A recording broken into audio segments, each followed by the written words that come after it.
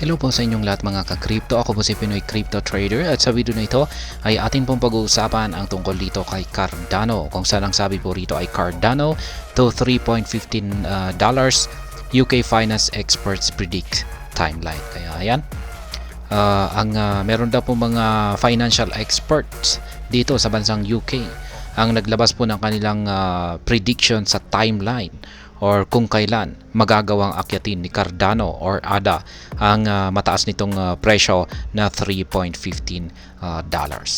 At ayan, bago po natin alamin yan ay nais ko lamang po munang bigyang linaw ang aking disclaimer kung saan ang nilalaman po ng video na ito ay hindi po ito isang financial advice. For education and information purposes lamang po ang layunin nito. Maliban po dito ay nais ko na rin pong magbigay babala na wala pong kahit anumang group chat ang Pinoy Crypto Trader. At ayan, despite its recent struggles, a pool of experienced UK market analysts expects Cardano or ADA to beat its previous all-time high within the next 6 years. Kaya ayan, mga market analysts sa bansang UK at yan, ito po ay grupo ng magagaling. Ayan, at yan, experience, ibig sabihin po ay mga veterano ito at punong-puno sila ng mga karanasan sa pag-a-analyze ng mga market.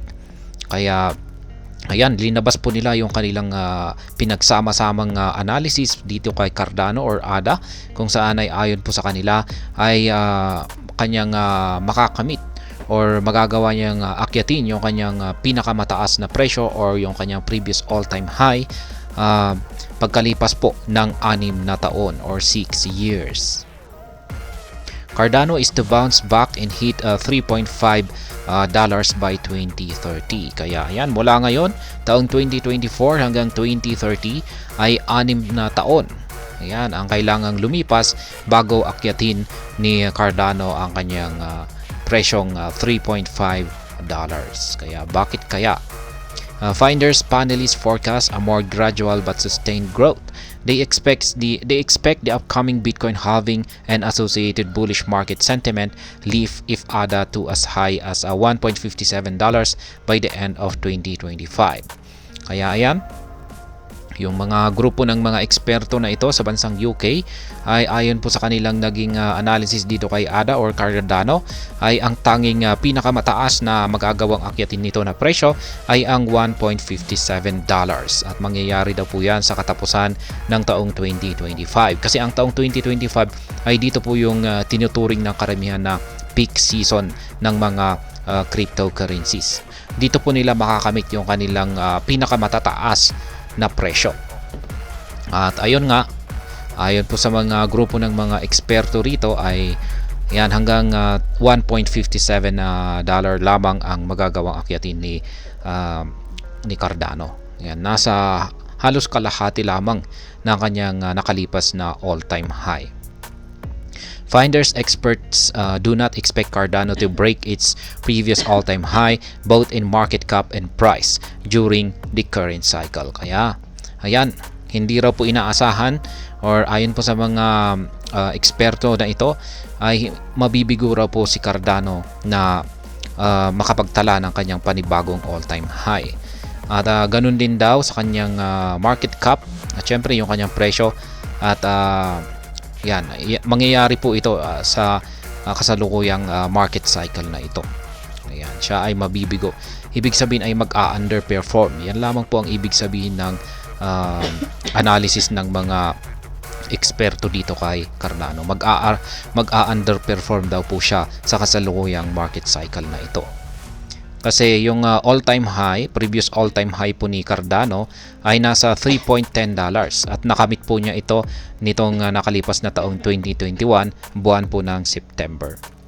The bearish prediction is largely based on the panelists assuming that Cardano has lost its leadership position when it had years earlier. Kaya ayan po yung ayon po sa mga eksperto na ito ay mukhang nawalan daw po ng leadership position itong si Cardano. Hindi daw po siya katulad noon. Ayan, noong nag-uumpisa pa siya na talagang matindi ang kanyang nagiging performance. Ngayon ay at siya yung isa sa mga nangunguna na mga cryptocurrency. Pero ngayon ay mukhang unti-unti pong nawawala yung kanyang isang leader or nangungunang crypto asset. Others argue that the network does not have the same technology as Ethereum's virtual machine and thus lacks features necessary to bolster extra adoption.